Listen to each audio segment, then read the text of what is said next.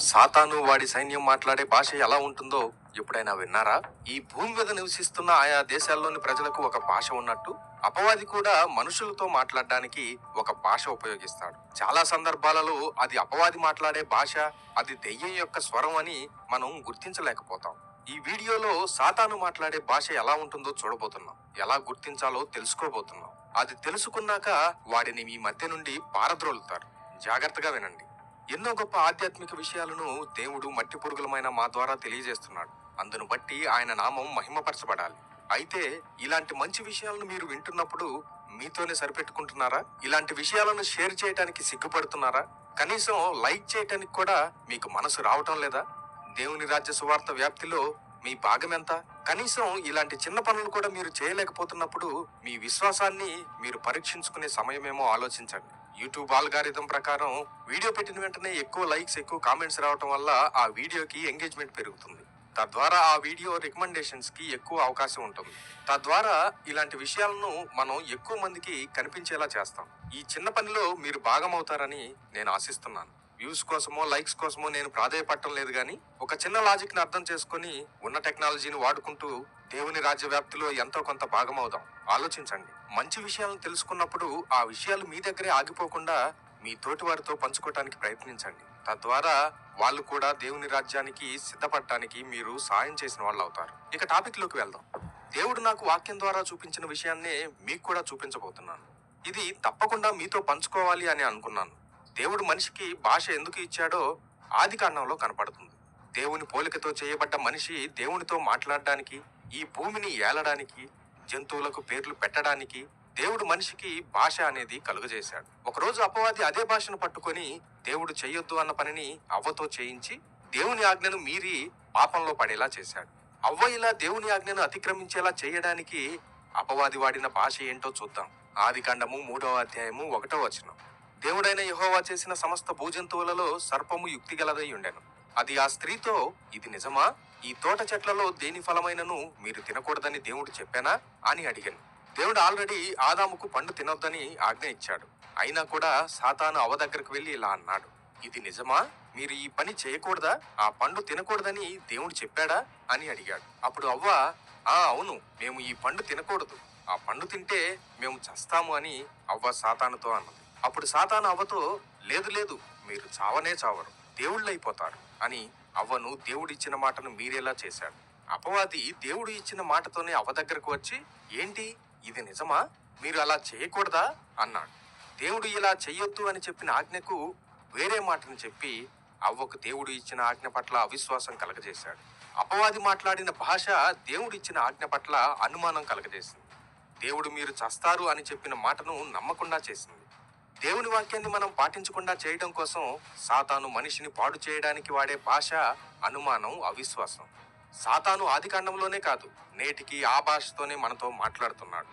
ఇప్పుడున్న పరిస్థితుల్లో వాడి భాష చాలా వ్యాపిస్తుంది. అవ్వ నమ్మినట్టు చాలా మంది అపవాది మాట్లాడుతున్న భాషకు లోబడుతున్నారు. ఉదాహరణకు చాలా మంది రక్షణ లేని అన్యులు ఇలా అడుగుతారు, సేమ్ అపవాది అడిగినట్టే, ఏంటి మీరు విగ్రహాలకు అర్పించింది తినకూడదా? మీ బైబిల్లో అన్య దేవతలను పూజిస్తే నరకానికి వెళ్తారని ఉందా? మీరు సినిమాలు చూడకూడదా? మీరు పబ్బులకు వెళ్ళకూడదా? మీరు ఆల్కహాల్ తీసుకోకూడదా? మీ బైబిల్లోనే ఉంది కదా ద్రాక్షారసం తాగుతారని. మీరు డాన్సులు వేయకూడదా? మీరు స్మోకింగ్ చేయకూడదా? ఇలాంటి ప్రశ్నలు అడుగుతారు. ఇది అవిశ్వాసులను ఉపయోగించి అపవాది మాట్లాడే భాష. అప్పుడు సర్పంలోకి ప్రవేశించి మాట్లాడాడు, ఇప్పుడు మనుషుల్ని పురుకొల్పి మాట్లాడుతున్నాడు. ఇప్పుడు మనం చేయాల్సిన పని ఒకటి ఉంది.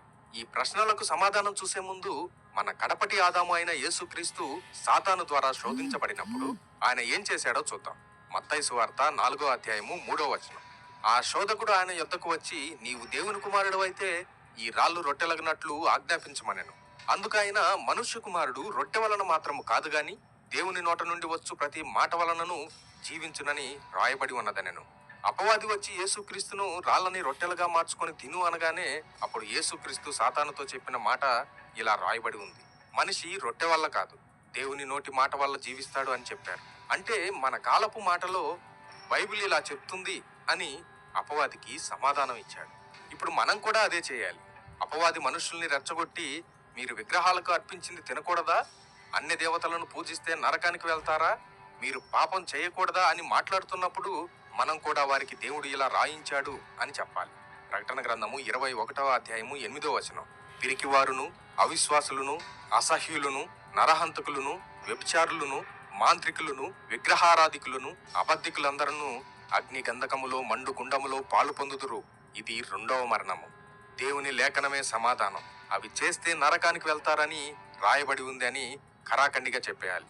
కొంతమంది పాస్టర్ల కొంతమంది అభిప్రాయాలు ఇలా ఉన్నాయి కదా అని ఇటువంటి వాదనలు వద్దు. దేవుడు ఇలా రాయించాడని చెప్పాలంతే. అపోస్తులుడైన పౌలు గారి ద్వారా దేవుడు ఇలా రాయించాడు. అపోస్తుల కార్యములు 17వ అధ్యాయము 29వ వచనం. కాబట్టి మనము దేవుని సంతానమై ఉండి మనుషుల చమత్కార కల్పన వలన మలచబడిన బంగారమైనను, వెండినైనను, రాతినైనను దేవత్వము పోలి ఉన్నదని తలంపకూడదు. మనుషులు తయారు చేసే ఆకారాలను దేవునితో పోల్చకూడదు. అది యేసుక్రీస్తు ఆకారాలైన, శిలువ గుర్తులైన వాటిని దేవునిలా చూడకూడదు. ఇది పౌలు చెప్తున్న మాటలే కాదు, పౌలు ద్వారా దేవుడు రాయించిన మాటలు. ఈ రోజుల్లో అపవాది రక్షణ లేని వారితో పాటు యేసుక్రీస్తును రక్షకుడిగా నమ్మేవారిని కూడా మోసం చేస్తున్నాడు. ఏ ఆకారంలోనూ దేవుడు ఉన్నాడు అని మీరు తలంచకూడదు అని దేవుని వాక్యం చెప్తుంటే అపవాది మనుషుల్ని వాడుకొని గమనించాలి. బైబిల్ పట్టుకున్న బోధకుల్ని వాడుకొని ఆ ఆకారాలలో దేవుడు ఉన్నాడు అని వాటికి కొబ్బరికాయలు, పూజలు, స్తూపాలు, వేడుకలు చేస్తున్నారు. మీకు అర్థమవుతుందా? సాతాను అవ్వ దగ్గరికి కొత్త బైబిల్ పట్టుకొని రాలేదు. ఆమెకు ఏ ఆజ్ఞ అయితే తెలుసో ఆ ఆజ్ఞ పట్టుకొని ఆమెతో మాట్లాడాడు.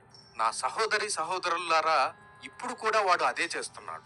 దేవుడు ఏ బైబిల్ అయితే ప్రపంచానికి ఇచ్చాడో ఆ బైబిల్ పట్టుకుని దేవుడు చేయొద్దు అని చెప్పిన కార్యాలను మనుషులను వాడుకొని బోధిస్తున్నాడు. క్రీస్తుని వ్యతిరేకిస్తూ బైబిల్ చదువుతున్నారంటే వాళ్ళు దేనికోసం చదువుతున్నారో ఒక్కసారి అర్థం చేసుకోండి. చూడ్డానికి జ్ఞానుల్లా కనబడతారు. అమ్మో, ఈయనకి అన్ని గ్రంథాల్లో ఎంత పట్టుందో అని అనుకుంటాం.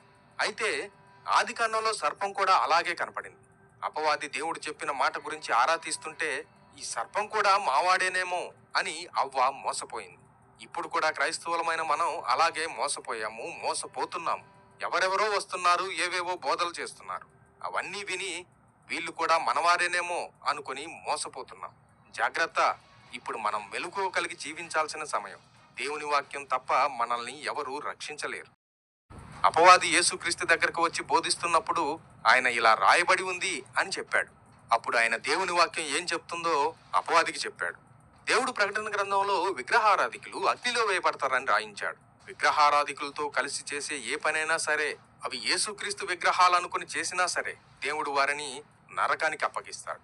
తీర్పు రోజున వారిని దేవుడు నేను రాయించినట్టు ఎందుకు చేయలేదు అని అడుగుతాడు. అప్పుడు వాళ్ళు, మా పాస్టర్ గారు ఇలా చేయమన్నారు, మా అయ్యగారు ఇలా బోధించారు, మా మమ్మీ డాడీ ఇలా చెప్పారు.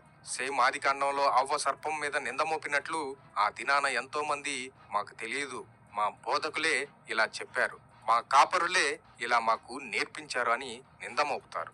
అందుకే దేవుని వాక్యం చెప్తుంది యాకోబు 3:1 మీరు బోధకులు అవ్వకండి అని.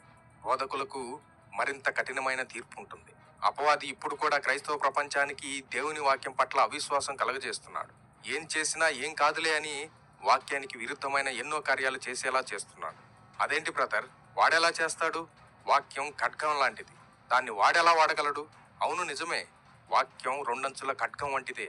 కానీ అది వాడికి కాదు, దేవుని బిడ్డలకు. ఆ ఖడ్గం వాడాల్సింది దేవుని బిడ్డలమైన మనము. యేసుక్రీస్తు ఇలా రాయబడి ఉంది అని చెప్పినట్లు మనం ఆ వాక్యం అనే ఖడ్గాన్ని వాడలేకపోతున్నాం. ఉదాహరణకి ఎవరైనా సరే, అన్యుడైనా పాస్టర్ అయినా, యేసుక్రీస్తు బొమ్మకే కొబ్బరికాయ కొట్టు, యేసుక్రీస్తు ప్రసాదమే తిను, యేసుక్రీస్తు పటాలనే మోసుకొని తిరుగు, యేసుక్రీస్తు పటాలనే ఇంట్లో పెట్టుకుని పూజించు, మరియమ్మ తల్లి పటాలను పెట్టుకుని పూజించు, కొబ్బరికాయలు కొట్టు, సాంబ్రాణి పెట్టు, ప్రసాదం తీసుకో అని చెప్తే ఇవి చేస్తే నరకానికి వెళ్తారు అని దేవుని వాక్యం చెప్తుంది. ఇలా రాయబడి ఉంది అని మనం చెప్పినప్పుడు ఆ వ్యక్తి ద్వారా వచ్చిన సాతాను వెళ్ళిపోతాడు. ఉదాహరణకు ఇప్పుడు మీకు ఒక వీడియో చూపించబోతున్నాను.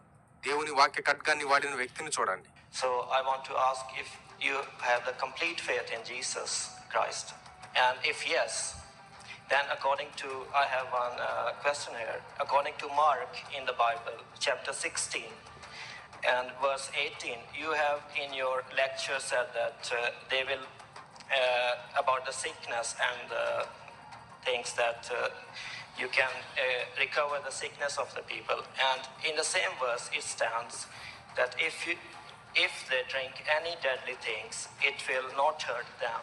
That is the same verse. And I have here a poison. And you please testify for the audience that you have the true faith in Jesus. చూశారు కదా, వివరంగా చెప్తాను చూడండి. ఈ వీడియోలో ఒక అతను ఇలా అంటున్నాడు, మీకు యేసుక్రీస్తు పట్ల నిజంగా విశ్వాసం గనుక ఉంటే ఇలా చేయండి. మార్కు సువార్త 16:18 మరణకరమైనదేది త్రాగినా మీకేం అవ్వదు అని యేసుక్రీస్తు చెప్పారు. కాబట్టి ఇక్కడ నా చేతిలో ఒక పాయిజన్ బాటిల్ ఉంది, మీరు తీసుకొని త్రాగి చూపించండి. ఇక్కడున్న వీక్షకులకు యేసుక్రీస్తు పట్ల మీకున్న విశ్వాసాన్ని కనపరచండి, చేసి చూపించండి అన్నాడు. అప్పుడు ఆయన బాటిల్ తీసుకొని ఈ విధంగా చెప్పాడు. And the devil met Jesus in the wilderness and said, throw yourself up from a high wall and make a show and try to show the people that you are the Son of God. నా సహోదరుడా, ఇది విను. నీకు తెలుసా, ఒకరోజు సాతాను యేసుక్రీస్తు దగ్గరికి వెళ్ళాడు. వెళ్ళి, నీవు నిజంగా దేవుని కుమారుడు అయితే ఈ ఎత్తైన పర్వతం మీద నుండి దూకి రుజువు చేసుకో అన్నాడు. I'm just going to tell you that in front of Herod, Jesus did not open his mouth according to the scripture, and Jesus did not make a show of the miracles. And when you gave me this question today, I recognize the devil in you, and I'm not going to obey the devil. I'm not going to make a show.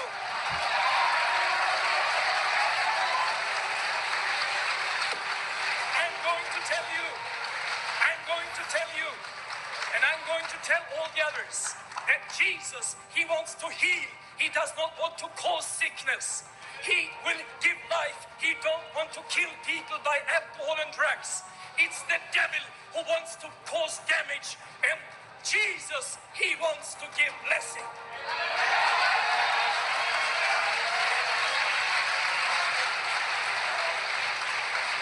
యేసుక్రీస్తు హేరోదు ముందు నిలబడినప్పుడు ఆయన మౌనంగా ఉన్నాడు. లేఖనాల ప్రకారం ఆయన ఏ సూచక క్రియ కనపరుచుకోలేదు.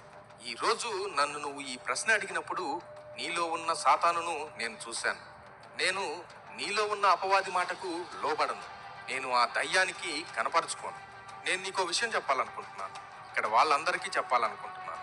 అదేంటంటే, యేసుక్రీస్తు స్వస్థపరచాలి అనుకునేవాడు, రోగం కలగాలి అనుకునేవాడు కాదు.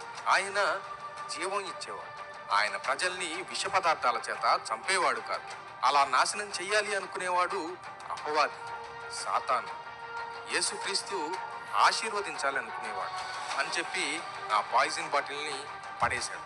చూసారా, ఆయన అపవాది వాడే భాషని ఎలా గుర్తించాడో ఏ కంగారు పడలేదు. దేవుని వాక్యం ఇలా చెప్తుంది, యేసుక్రీస్తు ఇలా చేశాడు అని చెప్పి అపవాది మాటలను ఓడించాడు. ఇప్పుడు కూడా మనం అదే చేయాలి. చాలా మంది యేసుక్రీస్తు నిజమైన దేవుడైతే అది చేసి చూపించు, ఇలా చేయి, అలా స్వస్థపరచు, ఇలా స్వస్థపరచు, ఇది జరగటం లేదా మీకు అని ఎన్నెన్నో అంటా ఉంటారు. మనం వెంటనే అది అపవాది యొక్క స్వరం అని గుర్తించాలి. మనుషుల ద్వారానే కాదు, అపవాది మన ఆలోచనల ద్వారా కూడా శోధిస్తాడు.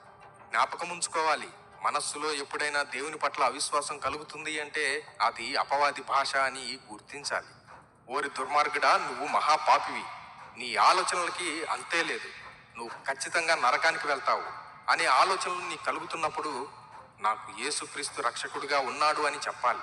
నా పాపాలు ఆయన నామంలో కడగబడ్డాయి అని చెప్పగలగాలి. నీ జీవితాంతం కష్టాలే, నీ వల్ల కాదు అని అనుకుంటున్నప్పుడు నన్ను విడిపించగల దేవుడు ఉన్నాడు అని చెప్పగలగాలి. నీకు ఈ రోగం తగ్గదు, ఇక నీ పని అయిపోయింది, ఇంతే, నీ చాప్టర్ క్లోజ్ అనే మాటలు వినపడుతున్నప్పుడు నన్ను స్వస్థపరిచే దేవుడున్నాడు, ఆయన సర్వశక్తిమంతుడు అని చెప్పగలగాలి. ఏ దేవుడు లేడు అని నీకు అనిపించినప్పుడు జీవము కలిగిన దేవుడున్నాడు, ఆయన సర్వశక్తిమంతుడు, ఆయనే ప్రభు అయిన యేసుక్రీస్తు అని నీకు నువ్వు చెప్పుకోగలగాలి. అంతా అయిపోయింది, నీ చాప్టర్ క్లోజ్, ఇంకా నువ్వు నమ్మిన దేవుడు కూడా నీకేం చేయలేడు అని అనిపించినప్పుడు నా విమోచకుడు సజీవుడు అని చెప్పగలగాలి. నీ దేవుడు నీకు తోడుగా ఉంటే అలా ఎందుకు జరుగుతుంది, ఇలా ఎందుకు జరుగుతుంది అని అనిపించినప్పుడు నా పరలోకపు తండ్రి మంచివాడు, తగిన సమయంలో నాకు జవాబిస్తాడు అని చెప్పగలగాలి. నీకేం కలిసి రావడం లేదు, అంతా కీడే జరుగుతుంది, నువ్వు దరిద్రుడు అని నీకు అనిపించినప్పుడు సమస్తము మేలు కొరకు నా దేవుడు చేస్తున్నాడు అని నీకు నువ్వు చెప్పుకోగలగాలి. వాళ్ళని చూడు ఎలా ఉన్నారో, ఎలా ఉద్యోగాలు చేస్తున్నారో, ఎలా డబ్బులు సంపాదిస్తున్నారో చూడు వాళ్ళని. నిజమైన దేవుణ్ణి నమ్ముతున్నానని చెప్తున్నావు కదా, నీ బ్రతుకు చూడు ఎలా ఉందో అని నీకు అనిపించినప్పుడు ఈ భూమికి ఆకాశానికి ఎంత ఉన్నతమో అంతకంటే ఉన్నతమైన ఆలోచనలు దేవుడు నా పట్ల కలిగి ఉన్నాడు అని నువ్వు చెప్పగలగాలి. రక్షణ లేని వారు యేసుక్రీస్తును దూషిస్తూ ఇష్టం వచ్చినట్లు మాట్లాడుతున్నప్పుడు నాలుక మాట్లాడిన ప్రతి మాటకు లెక్క చెప్పే తీర్పు దగ్గరలోనే ఉంది అని చెప్పాలి. నిన్ను కొట్టిన వారిని, తిట్టిన వారిని, నీ మనసు గాయపరిచిన వారిని నాశనం చెయ్యి అన్నప్పుడు శత్రువులను క్షమించాలి అని వాక్యం చెప్తుంది అని చెప్పగలగాలి. మీ క్రైస్తవులను తిడుతున్నారు, మీ పాస్టర్ గారిని కొడుతున్నారు, వాళ్ళ అంతు చూడు అని ఆలోచనలు ఇస్తున్నప్పుడు పగ తీర్చుకొనుట దేవుని పని, ఆయన రోషం కలిగిన దేవుడని చెప్పాలి. పరలోకానికి వెళ్ళాలి అంటే క్రైస్తవ మార్గం కంటే మంచి మార్గం ఇంకేదైనా ఉందేమో అని తలస్తున్నప్పుడు పరలోకానికి వెళ్ళాలి అంటే క్రైస్తవ మార్గం కంటే మంచి మార్గం ఇంకేదైనా ఉందేమో అని తలస్తున్నప్పుడు యేసుక్రీస్తు మాత్రమే మార్గం అని, ఆయనే సత్యం, జీవం అని చెప్పాలి. మనుషుల్ని పురికొల్పి ఇంకెప్పుడయ్యా మీ యేసుక్రీస్తు వచ్చేది, ఇంకెక్కడయ్యా ఆయన వచ్చేది అని హేళనగా మాట్లాడుతున్నప్పుడు